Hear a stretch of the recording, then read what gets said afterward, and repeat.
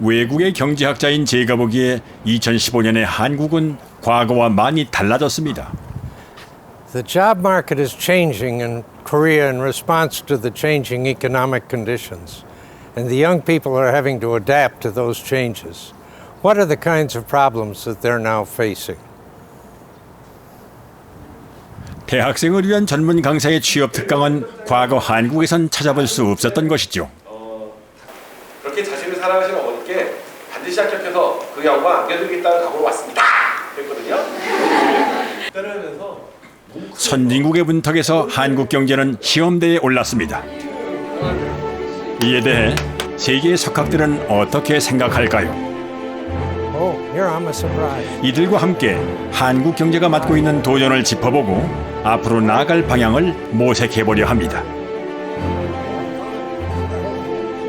Whether Korea wants to grow rapidly like the past or not, it's not going to.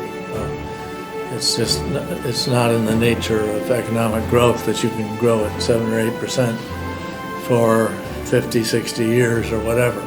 People retire from large companies at, say, 55 or whatever the age is, but they have to work for another 15 years. Korea's moved too far to be able to say anymore, oh, we can just copy.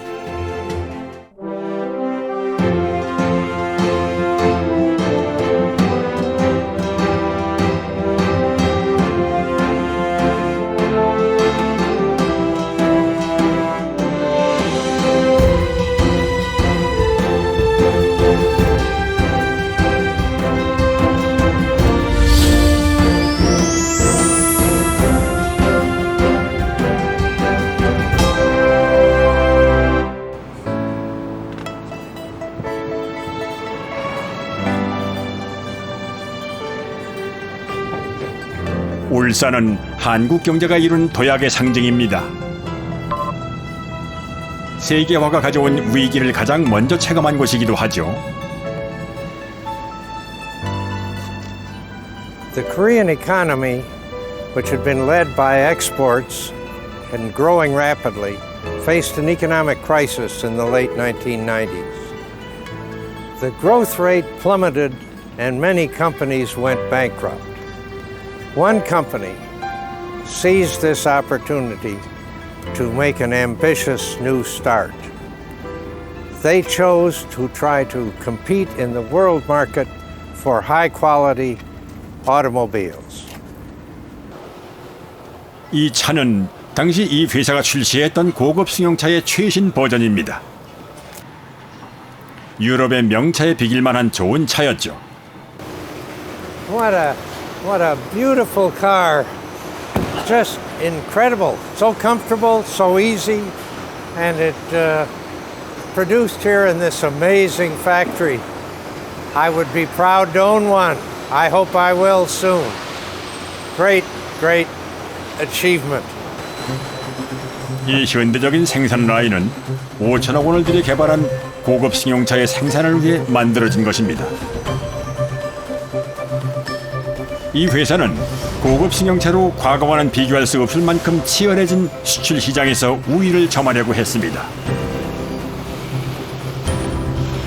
그 결과 짧은 시간에 자동차의 진보를 이룩해냈죠. I grew up in Detroit. I went to the Ford plant at River Rouge. I grew up with automobiles. And Henry Ford developed the first moving production line for cars. And here I am, 100 years later. 그동안은 디자인, 그다음에 품질, 그리고 이제 가격 대비 가치 이런 걸로도 해서 양적 성장을 구축을 했습니다. 근데 이제 그 양적 성장으로는 성장의 한계가 있다고 생각을 해서 고급차 시장에 뛰어들자 이래갖고서 후륜구동의 정통 세단을 기획하게 됐고, 그게 이제 신기원을 창출하자는 뜻에서 이름은 이제 제니시스라고 이름을 졌습니다. 한국산 고급 승용차는 미국 시장에 화려하게 입성하며 성공적인 성과를 얻어냅니다. Has that investment paid off? Yeah, I guess so. Yeah. Because that in New Genesis 때나 in the United States 때나 customers almost waiting 3 months. 1990년대 후반의 경제 위기는 물량 공세로 승부했던 저가 수출 시대의 끝을 예고했습니다. 이제 이 회사는 첨단 기술의 자동차로 부가가치를 높이는 데 연구 개발을 집중하고 있습니다. 이 전기차도 그중 하나죠. How does this compare with the other electric cars? Well, this electric vehicle has the longest driving range compared to our competitor, Okay. the electric vehicle. So far, this vehicle is the longest driving range distance, for okay. our customers. So Okay. everybody happy about that. Okay, yes. 첨단 기술 전기차 개발에 매진하는 것은 치열해지는 경쟁에서 살아남기 위한 또 다른 전략입니다. 제 생각에는 당연히 R&D 투자가 우선이라고 생각을 하고 있고 이 기술, 특히 보이지 않는 기술, 그러니까 눈에 보이는 것들은 중국 자동차 업체들도 충분히 흉내를 낼 수가 있지만 눈에 안 보이는 핸들링이나 승차감의 어떤 핵심 포인트들은 정말 흉내내기가 어려운 기술이 아닌가. 이 회사는 핵심 개발 기능은 국내에 두는 반면 생산의 현지화를 통해 세계 시장을 공략하고 있습니다. 이를 현지 공장은 수출 시장 확대의 교두보로 울산 공장 직원 수와 엇비슷한 대규모의 직원을 고용하고 있죠.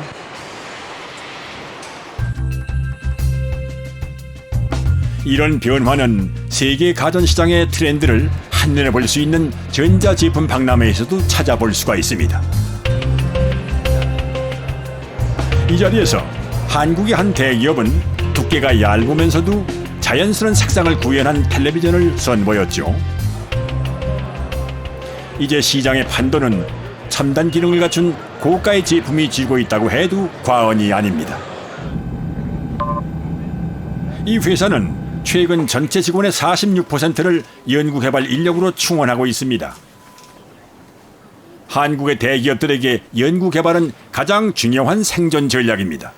과거에는 워낙에 좀 베이스가 많지 않다 보니까 각종 그 분야에 우리가 필요한 모든 기술의 역량을 쌓는 그러한 어떤 분산 투자 형식을 띄었다면 이제는 이제 그런 쪽이 아니라 집중하는 우리가 그 나름대로 가능성이 있는 분야를 선택을 해서 거기에 R&D를 집중하는 형식으로 지금 많이 변화하고 있고요. 한국의 대기업들은 지금 치열한 경쟁에서 살아남기 위한 패러다임의 전환기를 겪고 있습니다. 우리 경제가 과거에는 부품 소재를 수입해서 조립 가공해서 파는 그런 양적 성장을 추진해 왔던 과정이었잖아요. 그리고 성공했고 한국의 기적이 만들어진 거죠. 그런데 지금은 이제 세계 시장에 나가서 이제 경쟁을 해야 될 그런 조건이 되다 보니까 고급 인력을 필요로 하고 또 연구 개발에 대한 투자도 집중적으로 해야 되고 이렇게 이제 시장 환경의 변화가 됐단 말이죠. 한국 경제가 변화하는 또 한 번의 결정적인 계기는 1990년대 후반의 경제 위기였습니다. 당시 제 동료인 프랑켈 교수를 비롯한 많은 학자들이 한국을 찾아 위기의 원인을 분석했습니다. 재벌은 한국의 기적에서 큰 역할을 했습니다. 하지만 경제 위기 이후 내려진 결론은 한국이 이제 전환을 시작할 시기가 왔다는 것이죠. 오로지 제조업과 대기업, 즉 재벌에만 의존할 것이 아니라 서비스업 등 다른 분야를 개발해야 합니다. 금융체제도 이제 방향 전환이 필요하죠. 성장의 기회는 많은 돈을 빌리는 위험을 정당화시킵니다. 그것이 한 가지 위험이죠. 그리고 시장이 성장하고 있기 때문에 시장의 위험성이란 시장에 얼마나 잘 침투할 수 있느냐이지 시장이 하락할 위험이 아닙니다. 지금은 다른 환경에 처해 있습니다. 경제는 고도로 발달되었고 시장은 느리게 성장하고 있죠. 그래서 기업들은 이제 다른 종류의 위험 전략을 보유합니다. 전반적으로 제 인상은 그들 모두가 재정 구조에 대해 훨씬 더 조심하게 되었다는 것입니다. 한국 경제의 변화는 고용 시장에 어떤 영향을 미치고 있을까요? 한국에서 새롭게 등장한 취업 특강을 들어보기로 했습니다. 전문 강사가 진행하는 취업 특강의 주요 주제는 면접에서 합격하는 방법이었습니다. 안녕하십니까. 껍질을 벗기면 벗길수록 새하얀 속살이 돋아나는 양파와 같은 지원자 원희연입니다. 그래서 저는 양파, 어니언이라는 단어로 저를 표현해 보고 싶습니다. 첫째, 오. 이 수업은 제게 생소한 경험입니다. 강사는 지원자들이 면접에서 펼치는 갖가지 아이디어를 비교 분석하고 학생들은 이를 진지하게 받아 적고 있었죠. 한국의 대학생들에게 취업의 현실은 어떤 걸까요? What kind of examinations and test scores do companies require from you before they will consider you for an interview? 기본적으로 영어 관련돼서 토익, 토스, 토플, 오픽 같은 자격증들 중에서 뭐 한두 개라든지 그리고 컴퓨터 자격증, 컴퓨터 활용 능력, 기업체 이런 대학생 서포터즈 같은 것 아니면 공모전에서 수상한 거 뭐 아니면은 좀 이렇게 외모적인 컴플렉스가 있는 취업 준비생들은 뭐 성형수술을 하기도 하고. Why is it so hard now to find employment? What makes it so difficult? 저희 부모님 세대에는 지금 저희가 소위 대기업이라고 부르는 그런 회사들이 성장을 하고 있었기 때문에 사람들도 많이 뽑고 이제 그런 환경이 있었는데 지금은 약간 어느 정도 궤도에 올라서서 정체가 되어 있기 때문에 대학을 졸업한 사람들이 예전보다 훨씬 많이 늘어난 것도 사실이고. 한국 청년들의 심각한 취업난은 과거 한국에선 볼 수 없었던 것입니다.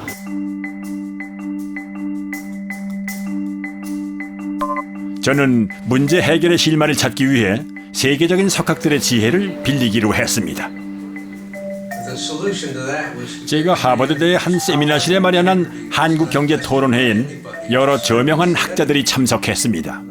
하버드대 아시아센터 소장이었던 퍼킨스와 한국학연구소 소장을 맡고 있는 카터, 그리고 60년대 저와 함께 한국에서 근무했던 존스 등 쟁쟁한 학자들이 취업난의 원인부터 분석하기 시작했습니다. What will contribute to the greatest happiness and well-being of the Korean people? 한국이 과거처럼 급속한 발전을 앞으로는 계속하지 못할 겁니다. 7, 8% 성장률을 5, 60년 동안 계속하는 건 경제 성장의 특성상 불가능해요. 하지만 매년 8, 9%씩 성장하던 세상 속에서 살던 사람들에게 갑자기 성장세가 감소하는 건 충격이겠죠. 멀리서 선두를 향해 달릴 때는 매우 빨리 성장할 수 있지만 선두에 가까워질수록 속도가 결국 줄어들죠. 한국이 받아들여야 할 사실입니다. 선두에서 볼 때는 한동안 매우 빨리 성장했지만 선두에 다가설수록 더 올라갈 곳이 없으니 이제 성장이 느려지게 돼요. 급속한 성장을 겪은 세계 어떤 나라든 일단 어느 수준의 교육을 달성하면 고급 일자리를 분명히 가질 수 있다고 생각하는 경향이 있어요. 하지만 모든 나라에서 공통적으로 더 많은 사람들이 교육을 받을수록 저절로 고급 일자리를 가질 수 없게 돼요. 고등교육을 받은 사람들이 드물던 때는 그게 가능했지만요.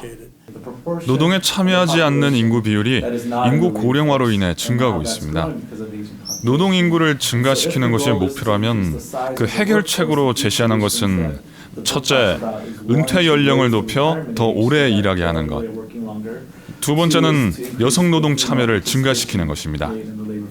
한국의 젊은 학생들은 항상 나이 드신 분들이 퇴직을 일찍 하지 않아서 일자리가 더 생기지 않는다고 불평해요. 55세 퇴직하는데도요.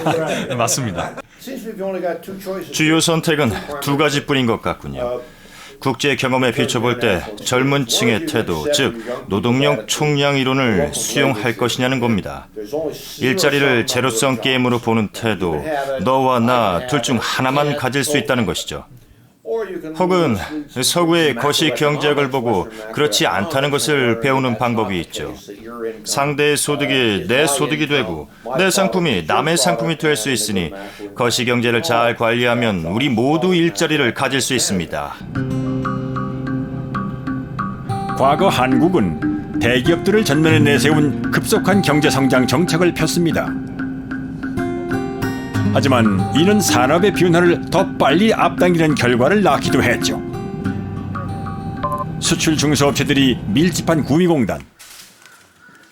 지금은 문을 닫은 한 회사의 공장을 찾았습니다. 섬유공장이었던 이곳에 한때 2천여 명의 근로자가 있었지만 회사는 2006년 한국 공장을 폐업하고 베트남으로 이전했습니다. What happened in 2000s? What happened to the company? 뭐 다른 회사도 마찬가지였었지만 섬유 경기가 전체적으로 좀 이렇게 다운이 되다 보니까 저하되고 일을 하다 보니 생산성이 조금 떨어지고 해서 그랬던 어려운 점이 있었었죠. 그래서 아무래도 뭐 사업에 관한 어떤 그런 결단이 그때 당시 있었지 않나 이렇게 생각합니다. 네. 저는 이곳에서 일어났던 비극을 충분히 상상할 수 있습니다. The changing times, the changing market conditions just couldn't keep this kind of a mill going. And so that caused dislocation and trouble for them. But that's the action of the market. And it's very hard to prevent some of the consequences. 섬유와 전자부품 산업으로 명성을 떨쳤던 구미공단은 지금 공장들이 문을 닫고 실직자가 급증하는 혹독한 변화를 겪고 있습니다. The Korean Electric Company was the first company to locate in the Gumi Industrial District. The Korean Electric Company was a major player in Korean development in the semiconductor industry. That means it played a major role in Korea's economic development. 46년의 역사를 가진 이 회사는 한국 중소기업이 겪은 변화를 보여줍니다. 처음엔 가전제품의 부품을 생산하다 1990년대부터는 대기업의 반도체 부품을 납품하며 호황을 맞았습니다. 그러나 주 고객이었던 대기업들이 해외로 공장을 이전한 지금 이 회사는 시장에서 살아남기 위해 여러 가지 자구책을 펼치고 있습니다. 지금은 굉장히 저희 고객층이 다양해졌습니다. 옛날에는 오디오 비디오의 중심이었던 것이 팩스머신이라든지 그다음에 일반 전화기라든지 이런 것들도 있고 최근에는 특히 그 자동차 쪽에도 저희가 상당히 관심을 가지고 미래 먹거리를 지금 준비를 하고 있습니다. 대기업의 자본을 집중했던 과거 한국의 정책 이반자들은 중소기업들의 위기를 어떻게 생각할까요? Well, welcome to Seoul. So nice to see you. So nice to see you. 먼저 1970년대 한국개발연구원에서 만났던 사공일의 얘기를 들어보기로 했습니다.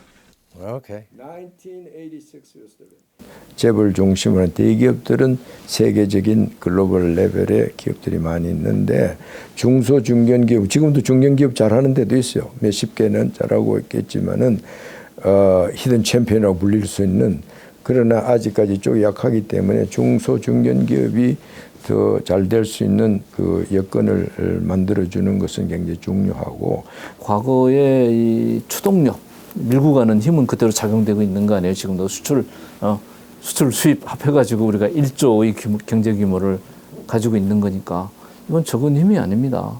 굉장한 성과이기도 하고 동시에 이것이 한국 사회를 전체를 끌어가는 힘이기도 해요. 그러니까 이 거대한 힘과 좀 다르게 정부가 중소기업들의 힘도 키워가서 이걸 같이 엮어나가야 1조 수출에 1조 수입이라고는 2조의 목표를 달성해 갈 수가 있을 텐데 유감스럽게도 이 1조라는 이 틀 안에서 지금 허우적거리고 있는 거거든. 그리고 이 대기업들 보고 네가 더 2조까지 가라. 이건 현실적으로 불가능하고 되지도 않을 거예요. 최근 세계 타이어 시장의 다크호스로 급부상하고 있는 한 중견업체의 공장을 찾았습니다. 2012년 이 회사는 1조 5천억 원의 막대한 예산을 들여 이곳에 최첨단의 자동화 공장을 세웠습니다. 다른 회사들이 좀 더 저렴한 부지와 노동력을 찾아 해외에 공장을 세우는 것과는 상반된 행보였죠. 그것은 오히려 고품질의 타이어로 세계 시장에 도약하려는 이 회사의 승부수였습니다. 우리가 이제 타이어 후발업체입니다. 후발업체가 세계적인 기업이 되기 위해서는 본사가 있는 국내 공장이 세계 최고의 공장을 만들어야만 우리 거래선들이 믿음을 가질 수 있다는 거고, 그 다음에 여기에서 품질이라는 기술 개발이 선도가 되어야 되면 해외 진출이 됩니다. 새로 들어선 첨단 공장에는 최고의 복지 시설도 갖추어져 있습니다. 회사는 직원들을 경쟁력의 기반으로 보고 모든 인력을 정규직으로 충원하고 있죠. 지금 세계에서 경쟁에서 중견기업이 이기기 위해서는 기술, 품질, 제품에서 우위를 확보하지 않으면 안 됩니다. 그러면은 회사를 위해서 전심전력으로 근무를 할 수 있는 그런 헌신적인 사람이 필요합니다. 그러다 보면은 오히려 비정규직보다는 정규직 인력을 채용해가지고 같은 방향으로 나아가는 단합된 힘을 만들기 위해서는 오히려 저희들은 정규직 채용을 우선을 하고 있습니다. 변화의 배경엔 이 회사가 가진 70년의 역사가 있습니다. 1996년 이 회사는 최종 부도 처리를 맞는 위기를 겪었습니다. 이때 직원들은 각계각층을 찾아다니며 구명운동을 벌였죠. 이 경험이 직원들을 변화시켰습니다. 이제는 두 번 다시 우리가 이 부도의 아픔을 겪지 말고 그러려면 회사가 첫째는 잘 돼야지 근로자도 잘 된다는 그런 모토가 있습니다. 그래서 항상 우리가 노사 교육을 할 때도 조합원을 할 때 일단 회사가 있어야지 조합이 상생할 수 있다. 그래서 회사가 기업이 어려우면 노사에서 같이 동참을 하고. 연구실에서 개발된 타이어 패턴으로 시제품을 만들며 한치의 오차도 허용하지 않는 직원들. 자신들의 회사를 스스로 살려낸 이들의 열정은 이 회사가 세계 시장에 도약하는 발판입니다. 이거를 제가 2005년도에 제작을 했는데 이걸 버리기가 아까워서 그대로 제 혼이 담긴 타이어라서 버리기 아까워서 그대로 지금 보유하고 있습니다. 정말 이거는 내가 잘 개발해서 잘 만들어서 소비자들한테 좀 더 안전한 타이어로 생산할 수 있도록 그렇게 그런 자부심으로 하다 보니까 이렇게 나온 타이어입니다. 갈수록 치열해지는 세계 타이어 시장의 경쟁에서도 이 회사의 매출액은 최근 15년간 무려 10배나 증가했습니다. 장년 공장이 생긴 이후에 미국에 있는 크라이슬러, 폭스바겐, 피아트, 그다음에 일본의 미쓰비시 등하고 거래가 성사돼가지고 지금 많은 물량이 수출되고 있습니다. 매달 열리는 노사위원회. 경제 제재를 풀고 있지는 않아요. 이때 경영진은 회사의 경영 상태를 노조에 자세하게 설명합니다. 노조는 이에 화답해 회사가 어려울 때는 임금 수준을 자체적으로 동결하기도 하죠. 외부에서 수혜를 해가지고 저희들이 매번 임금 인상 때 무리한 요구를 해서 회사에서 급여 부담이라든지 경영의 부담이 느낄 때는 채용하기가 상당히 힘들어지고 있습니다. 그래서 급여를 최대한 우리가 낮춰주는 조건에서 그 복지는 향상시키면서 그만큼에 대한 부분들을 후배들을 이제 채용으로 커버를 할 수 있도록 그렇게 저희들이 협의를 하고 있습니다. 노사의 단합된 힘은 이 회사가 가진 가장 큰 자산입니다. 이 힘을 바탕으로 이 회사는 과거 한국의 작은 타이어 업체에서 현재 세계 10위권의 글로벌 타이어 브랜드로 성장할 수 있었습니다. 회사와 직원은 운명 공동체입니다. 회사가 없으면 직원도 없고 직원도 없으면 회사가 없습니다. 같이 발전시켜 나가는 것이 회사라고 봅니다. 그래서 회사가 양보할 부분은 양보하는 거고 또 조합이 또 직원들이 회사를 위해서 어려움을 또 참아야 되면 참아야 되는 겁니다. 근데 그걸 서로가 자기 주장을 할 것이 아니고 상대방의 입장에 대해서 서로 배려하는 그런 문화를 만들어 나가는 것이 또 그런 전통을 만들어 나가는 것이 중요하다고 생각을 합니다. 현재 한국의 고용 환경은 점차 악화되고 있습니다. 외지고 어두운 곳에서 착취당하고 있는 노동자들을 많이 봤습니다. 시급 5,580원 정도에 만족할 수밖에 없는 억울한 사람들을 많이 봤습니다. 돌아다니면서 보니까 이게 남의 문제가 아니더라고요. 갈수록 심화되는 노동자들 사이의 격차. 역시 노사 합의를 풀어낼 수는 없을까요?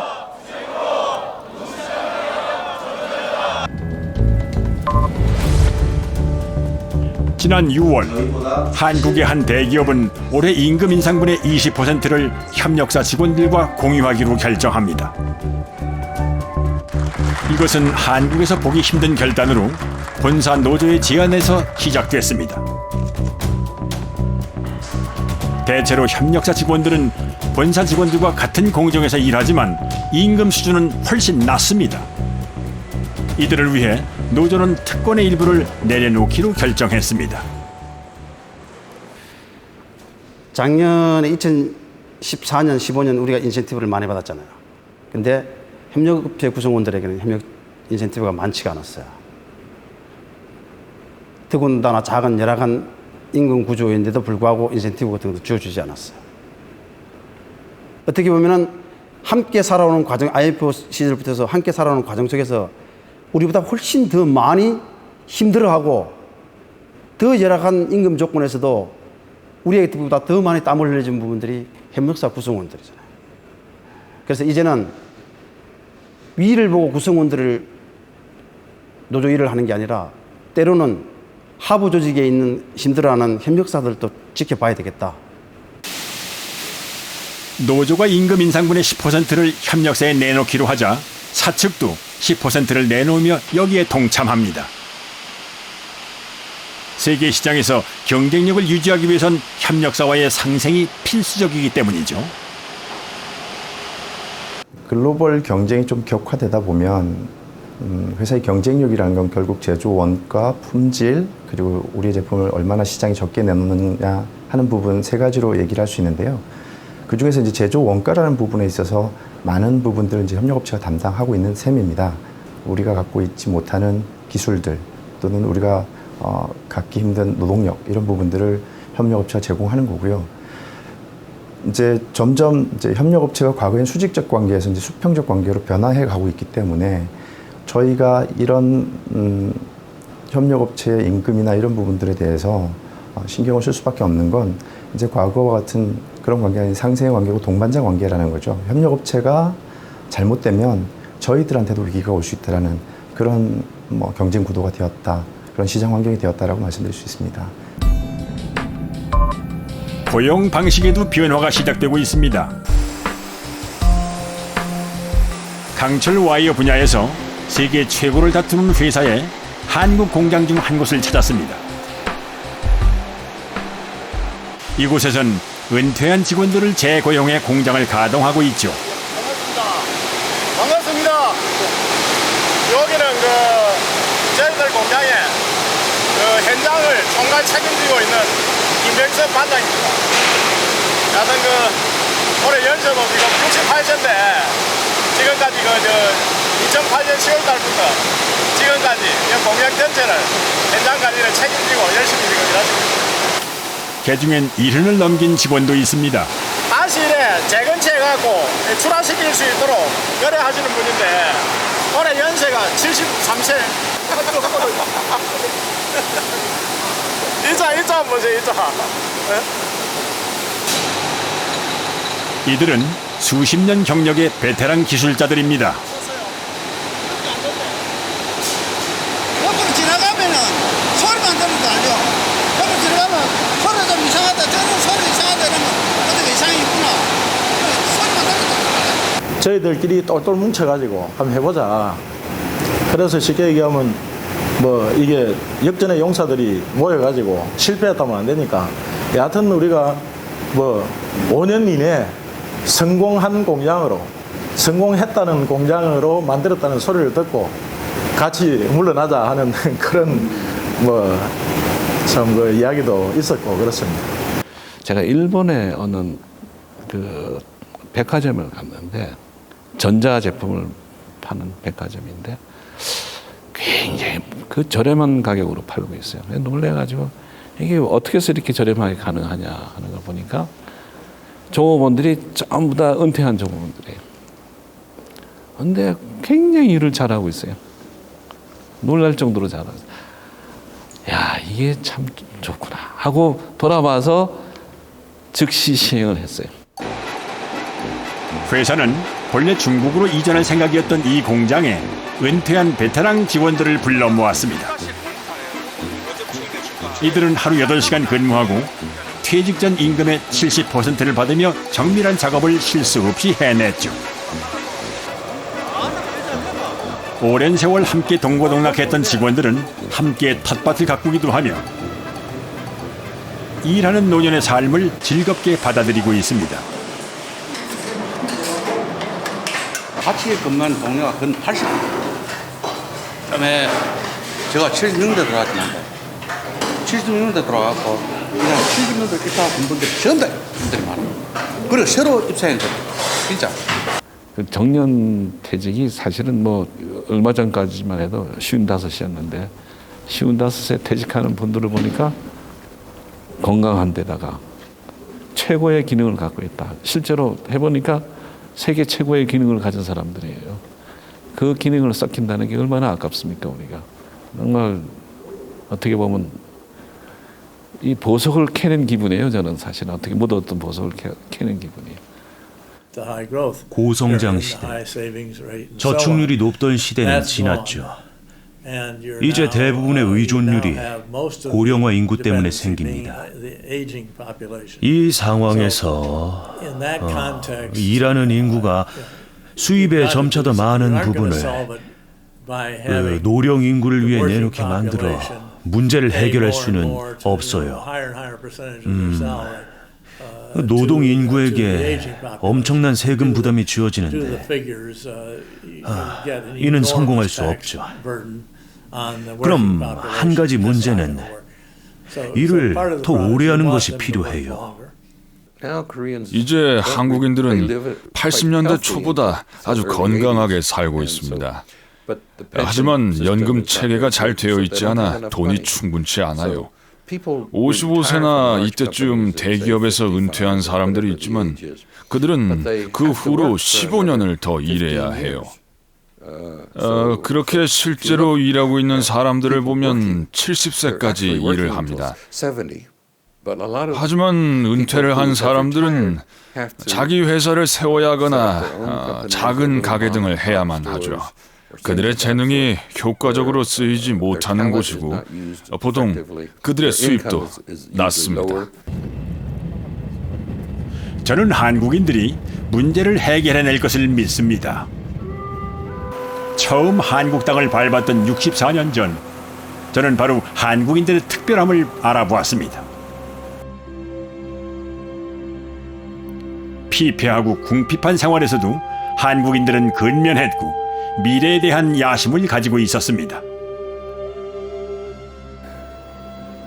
그 후 한국인들은 실제로 자신들의 삶을 스스로 개척했습니다.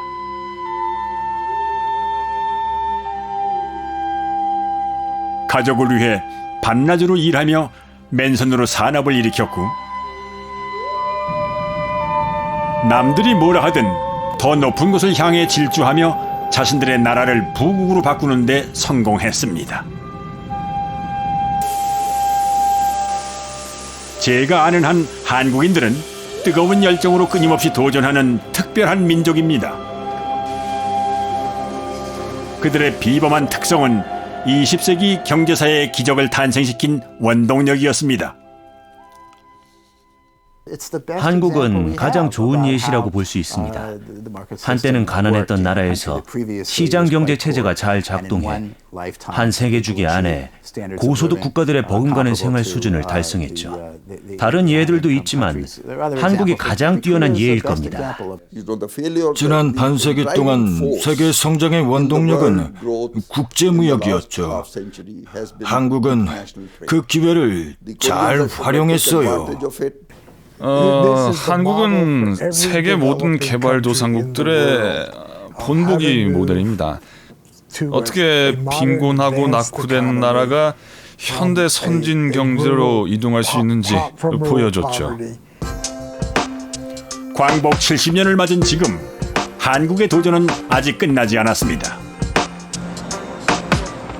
한국인들은 이제 또 다른 혁신에 도전해야만 합니다. 이제 한국은 과거의 수준을 넘어섰습니다. 더 이상 대규모의 조직 구조를 필요로 하지 않게 된 거죠. 혁신적이고 다른 길을 가려는 사람들을 장려해야 합니다. 국가는 항상 젊고 새로운 기업들, 새로운 아이디어들을 장려할 것을 기억해야 합니다. 성장이 거기서 오기 때문이죠.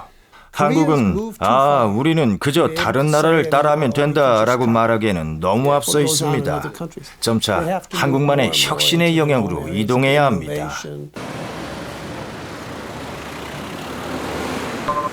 한국이 이루어야 할 혁신의 방향은 어떤 것일까요?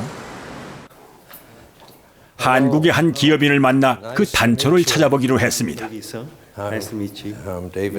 이 화장품 회사의 대표는 세계 화장품 시장의 트렌드를 바꾼 인물로 평가받고 있죠. 그는 2006년 세계적인 경제 전문지 포브스가 선정한 표지 인물이 되기도 했습니다. 그 당시 저희가 이제 여러 가지 혁신을 하니까 앞으로 이 회사가 잘 될 것 같다 하는 혁신에 대한 기사였습니다. 항상 혁신에는 사람의 두 개의 그 손이 있듯이 혁신도 두 개의 양손이 있어야 된다. 그래서 하나의 혁신은 그 세상에 있는 것을 잘 활용하는 것이다.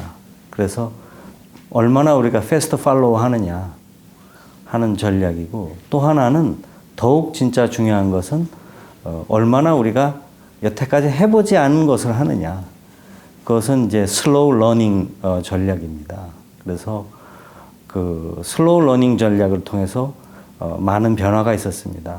예를 들면은 어떻게 하면 우리가 그 화장을 편하고 간편하고 사람들이 쉽게 할 것이냐. 그래서 여러 가지 고민을 하다가 이 주차장에 있는 스탬프를 찍는 것을 보고 그 에어 쿠션이라는 쿠션 제품을 만들어서 화장의 변화를 일으키고 있습니다. 첫 번째 혁신은 회사가 가진 역사를 활용하는 것이었습니다. 이 회사는 해방둥이 기업으로 70년의 긴 역사를 가지고 있죠.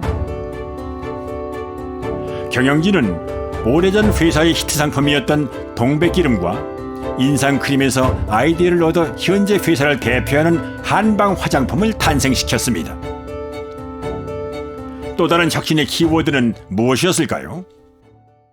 처음에 여기까지 한국이 도달한 거는 지금의 기성세대, 더 나이가 많은 세대가 젊었을 때 여러 가지를 시도했기 때문에 성공한 거지,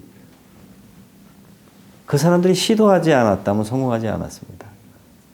그러니까 젊은 세대들의 세상이라는 것은 기성세대가 갖지 않은 방향으로 진화해야 된다. 그들이 항상 새로운 것들을 해라. 기성세대는 당신도 그 옛날에 이것저것 했듯이 이 사람들이 할 때까지 좀 기다려줘라. 환경을 만들어줘라. 조금 용인해줘라. 뭐 그런 것들을 생각합니다. We got the very starting idea from the stem. Okay. We stem. Yes. Comes out from the reservoir. I see. And then you Then can it makes easily. then it's easy. Okay. Yeah, easy to apply. Good. 스탬프 형태의 화장품은 젊은 직원들의 아이디어로 시작돼 현재 세계 시장을 선도하고 있습니다. 이렇게 두 번째 혁신이 이루어졌죠. 세 번째 혁신은 한류입니다. 사람들이 외국에서 수입된 물건을 좋아하는 이유는 자기가 지금 쓰는 것과 다르기 때문에 좋아하는 것입니다. 그렇기 때문에 한류라는 거는 항상 우리가 어떻게 세상을 다르게 바라보고 다르게 아름답게 만들어 나가느냐. 그래서 한류가 처음에 시작할 때는 미미하게 시작을 했지만 그 다름이라는 것은 항상 아름답고 사람을 경탄하게 합니다. 그래서 우리는 그것을 계속 발전시켜 왔고 지금도 발전시키고 있고 더 발전을 시켜 나가야 된다고 생각을 합니다. 이 회사는 한국 고유의 미용법을 전면에 내세운 한류 브랜드로 중국에서 돌풍을 일으키고 있습니다. 이런 혁신이 한국의 새로운 미래를 가져올 겁니다. 요즘 세계 경제를 보면 눈에 띄는 것이 아시아가 성장의 동력이 되었다는 점입니다. 40년 전에 미국이 성장의 동력이었지만 미국은 더 이상 그렇게 할 여력이 없습니다. 역할은 다른 곳으로 넘어가죠. 그래서 저는 한국이나 중국 같은 나라들이 미국으로부터 역할을 가져가고 있다고 생각합니다. 경제적 관점에서 바라볼 때 그런 국가들은 젊고 혁신적입니다. 그리고 미국은 점점 더 낡고 오래된 정책의 수렁에 빠졌죠. 미국 이전에 유럽이 그랬던 것처럼요.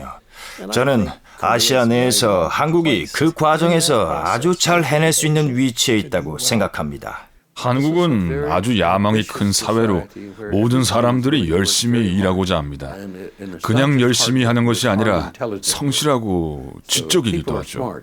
사람들이 영리해서 문제가 생기면 문제를 해결하면서 더 높이 올라가려 합니다. 이것이 한국 사회와 경제의 근본적인 힘입니다. 그래서 이것이 지속될 것이라고 생각합니다. 하지만 인프라 역시 기반이 돼야 됩니다. 물리적 인프라, 교육 인프라, 제도적 인프라가 필요하죠. 어느 정도 토대는 만들어 놓은 거 아닙니까? 기성세대가. 문제투성이 토대이긴 하지만 외국이 다 부러워할 수 있을 정도의 그런 규모와 조건을 우리가 만들어 놓고 있는데 이런 조건 하에서 한 단계 업그레이드해서 선진 강국으로 가야 된다. 그렇게 하기 위해서 우리가 뭘 해야 된다. 이런 거에 대한 분발심을 갖고 책임감을 갖고 적극적으로 움직이려고 하지 않는다면 그 사람들은 역사의 죄인이에요. 한국의 젊은 벤처기업들이 밀집한 테헤란밸리. 이곳에서 한국의 미래를 책임질 젊은 CEO를 만났습니다. 그는 세계에서 유일한 특허 기술을 갖고 있는데 이 기술로 획기적인 검사 장비를 만들어냈죠. All over the cell phone camera system, they have a image sensor like that. Okay. So, but unfortunately, we have to inspect if there is any mistake or particle or scratch. The size of the one micron. 이 장비를 이용하면 반도체 표면의 미세한 불순물들을 빠르고 정확하게 찾아낼 수 있습니다. As you know, the Olympus and the Lucent, yes. they have tried to develop this system more than 30 years. Okay. But they never invented Never yet. did it. No. And you did. Good for you. 제가 이제 대학원 졸업하고 국방과학연구소에서 일을 했었는데요. 그러면서 이제 해외 출장을 다니면서 선진 기업들의 어떤 특성들을 많이 봤어요. 그러면서 그 반도체 공정 기술을 이용한 차세대 제품들에 대한 기초 연구가 시작이 돼서 거기서 새로운 미래에 대한 가능성을 발견했고, 그래서 공부를 좀 더 해서 이런 분야를 진행해야 되겠다고 생각하고 미국으로 갔습니다. Oh my heavens. This is the camera lens assembly. Especially 20 megapixel camera. Okay. So Samsung 20 megapixel camera system, they use this lens assembly. Okay. Yeah, okay. So before final assembly, all the assembly, render assembly should be inspected. If there is any defect or Okay. not good item. 미국과 한국을 오가며 12년간의 개발 기간을 거친 끝에 그는 이제 삼성의 베트남 공장에도 장비를 납품하고 있습니다. And so do those lenses go in the phones? Yes. Okay, that's why you said you're going to be in my phone. Okay. All right. 사람들이 믿어주지 않고 사람들이 나를 몰라주고 뭐 그런 데서 오는 것도 있고 또 아시겠지만 벤처는 혼자서 자금도 다 해결해야 되고 또 그 외에 다른 문제들도 해결해야 되기 때문에 근데 그런 거 자체를 두려워할 이유는 없는 것 같아요. 하다 보면 반드시 그게 오히려 더 좋은 효과로 나타날 때가 있기 때문에 그래서 그런 도전하는 게 필요하죠. 자원도 없는데 기술 개발을 하지 않으면 어떻게 경쟁력을 이끌고 가겠습니까? 많은 경제학자들이 한국의 미래 성장 동력으로 첨단 기술과 IT 분야를 지목합니다. 지난 6월 한국엔 유망한 신생 벤처기업을 발굴하는 대회가 열렸습니다. 많은 국내외 벤처 투자가들이 이 대회를 주목했는데 이들은 세계 IT 시장에 활력을 가져올 새로운 인재들을 찾고 있었죠. 잠시 시장 무한이죠. 뭐 아시다시피 작년에 알리바바가 뉴욕에 상장했었을 때도 뭐 굉장히 많은 밸류에이션을 받았었잖아요. 그런 저희가 1조 가치가 나는 스타트업들을 유니콘이라는 말들을 많이 쓰거든요. 그런 유니콘들이 한국에서도 계속 발굴이 돼서 또 해외 쪽으로 나갈 수 있으면 너무 좋잖아요. 이 대회에서 선발된 신생 벤처는 3개월간 독일에 머물며 유럽 기업들의 투자를 유치할 기회도 얻게 됩니다. 총 5개 회사를 선발하는 이 대회의 우승팀은 과연 누가 될까요? And the winner is Joker Pack. 애때어 보이는 한국 청년들이 이날의 우승자였습니다. 대기업 같이 이제 막 많은 사람들의 힘이 모여서 하나의 힘이 되는 게 아니라 우리 인간 한 명 한 명의 힘이 저희는 되게 강력하거든요. 스타트업에서는. 그 사람들이 모여서 뭔가 일을 해낼 수 있다는 것이 저한테 엄청나게 대단한 것 같습니다. 이들은 대체 어떤 젊은이들일까요? 이쪽은 저희 규율이고 이쪽이 저희 사무실입니다. 창업을 2년 동안 같이 해온 동료 경병현이라고 합니다. 안녕하세요. 이 친구 원래 디자이너였는데 원래 만화 좋아하고 약간 오타쿠 이런 스타일이었는데 지금은 디자인의 길을 접고 이제 개발을 하고 있고요. 96년생, 군대도 안 갔다 온 철부지, 우리 철부지. 지금 서버 개발을 담당하고 있고 나이에 걸맞지 않는 강한 실력으로 우리의 믿음을 사고 있는 굉장히 믿음직스러운 친구입니다. 유일한 외국인. 아니요. 미국에서 한 10몇 년을 넘게 살아서 한국 영화는 되게 안 좋아하고 약간 조금 그런 분이시고 유일하게 영화 하시는 분이고 굉장히 엘리트. 미국의 C.모 대학 나오고. 이들 독특한 개성을 가진 청년들이 모인 지는 겨우 2년째지만 이미 한국의 한 대기업은 이들의 가능성에 2억 원을 투자했습니다. 이들이 만든 B캔버스는 일본에서도 입소문을 얻고 있죠. YouTube のこういう動画を貼り付けることができるわけです。Facebook とか、画像として、出すこともできるということですので、これはかなり便利なんじゃないかなと思います。 일본 같은 경우가 이제 되게 비주얼 리소스를 가지고 작업하시는 분들이 많거든요. 그리고 노트 같은 것도 굉장히 좋아하고 특히 우리 동양인들 특징이 되게 노트 필기하는 걸 되게 좋아하잖아요. 근데 그것이 이제 내가 이걸로 필기할 때는 종이가 편한데 만약에 내가 어떤 동영상을 필기를 하고 싶다. 그런 멀티미디어를 그럴 때는 이 브라우저, 이 컴퓨터밖에 쓸 수가 없거든요. 그래서 그런 상황에서 쓸 수 있는 종이 중에는 저희가 가장 효과적이다라고 말할 수 있겠습니다. 이들은 남다른 각오를 가진 진중한 청년들이었습니다. 스스로 선택한 일에 대한 열정과 신념을 갖고 있었죠. 사실 다른 이제 직장에서 이렇게 조금씩 이제 일을 하다 보니까 제가 싫어하는, 그러니까 제가 믿지 않는 비즈니스나 비즈니스 컬처라든지, 그러니까 내가 믿지 않는 제품이거나 그러면 가치가 저랑 다르면 제가 거기서 일을 아무리 열심히 해도 뿌듯함을 못 느끼겠더라고요. 그래서 공무원도 사실 엄청 힘들거든요. 그 경쟁률도 우리 스타트업 성공하는 경쟁률 비슷할걸요. 근데 사람들이 그거 모험이라 생각 안 하잖아요. 왜냐면 그게 성공하면은 나한테 분홍빛 미래가 있으니까. 근데 그것도 다 똑같은 거거든요.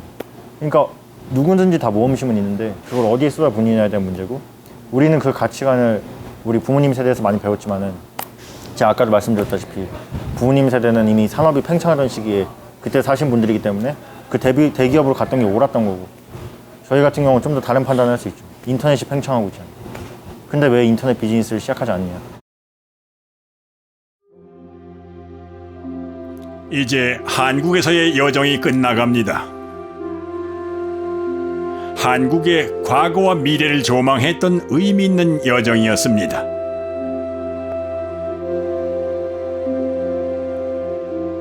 젊은 날 한국에서 보낸 시간은 제 인생에서 특별한 부분을 차지하고 있습니다. 제가 온 마음을 담아 진행했던 이번 여정이 한국인들이 미래를 준비하는데 조금이나마 도움이 되었으면 합니다.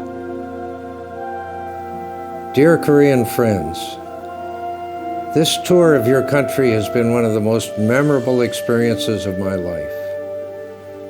Looking back to the years of the Korean War when I first came to Korea, then through the mid-1960s when the country moved onto a high-growth path, the 1970s when the Korean Development Institute was established, and now in 2015, seeing the truly incredible progress that you have made. It is most gratifying to feel that I played some small part in these achievements. In many respects, Korea is now far more advanced than most so-called developed countries. Rather than striving to catch up with other countries or achieving some target growth rate, future development goals should give more emphasis to spreading the benefits of development more equitably, helping those who have been left behind, and protecting for future generations the beautiful country that you have restored. I'm confident about Korea's future because, as you Korean people have demonstrated over and over again, when you're confronted with serious problems, you solve them wisely and quickly and move ahead with great vigor. With sincere appreciation and respect.